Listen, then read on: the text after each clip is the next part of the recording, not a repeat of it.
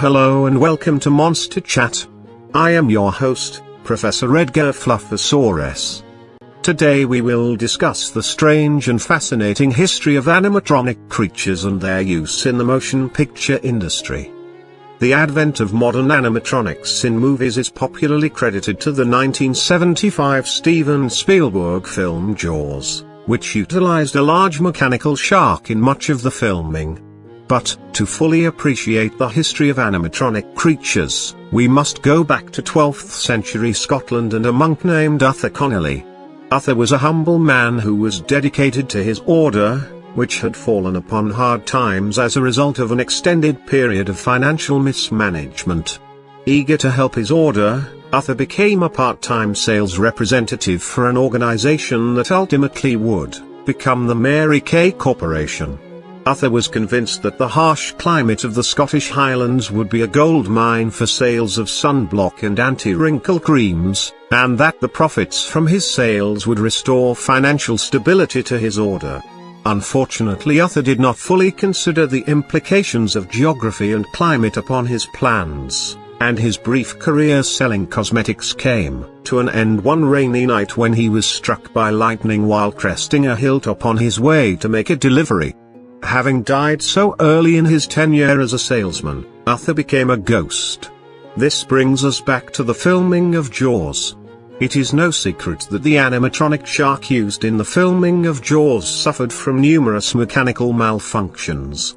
Facing a tight shooting deadline and wary investors, a minor studio executive named Preston Hamilton turned to the dark arts and cast a spell to summon the demon Bisepticus the Mighty, whom he begged for assistance. Unable to resist the urge to gather another soul to work in the marketing pyramid for his timeshare vacation business, Bisepticus agreed.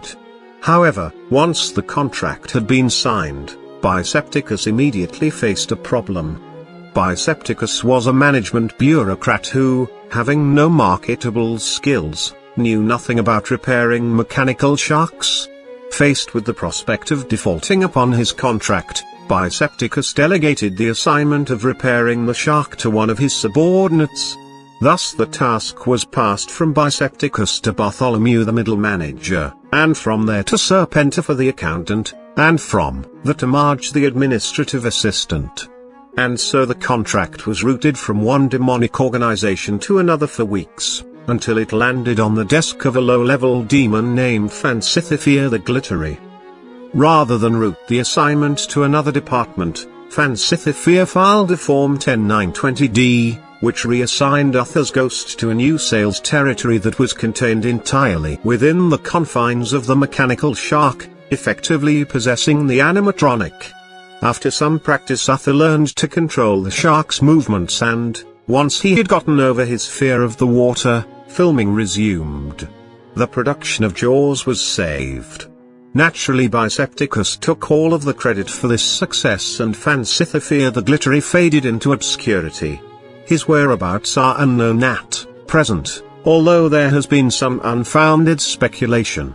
Once word spread of this success, the practice of binding ghosts to animatronic creatures became standard practice in Hollywood, as mastering the dark arts is far preferable to mastering the science of control system engineering. Occasionally the demons themselves take a leading role in the process, such as when the demon Heinrich the Naughty possessed an animatronic goat for production of the Austrian film Hagazussa.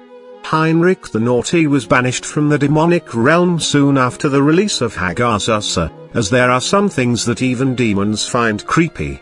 At the present time, all of the animatronic creatures currently employed in modern filmmaking and in modern theme parks are vessels that contain a ghost or a demon. Interestingly, Preston Hamilton was able to get out of his contract with Bisepticus by pointing out that he was a member of the Church of Scientology. Although technically not all church members are bound by billion-year contracts with the church's C organization, Bisepticus was wary of a protracted legal battle with the church and therefore agreed to let Preston buy his way out of the contract, in exchange for 2 points on the back end and a cut of the t-shirt sales. This explains, in part, the popularity of Scientology within the filmmaking industry. As a final note, some filmmakers have attempted to avoid demonic entanglements by replacing traditional animatronic creatures with computer graphics. While this does remove demons from the equation, it requires the filmmakers to negotiate with the Ethernet Gremlins Union, which produces a series of different complications. But that is a story for another time. This has been Monster Chat with Professor Edgar Fluffosaurus. Thank you for joining me.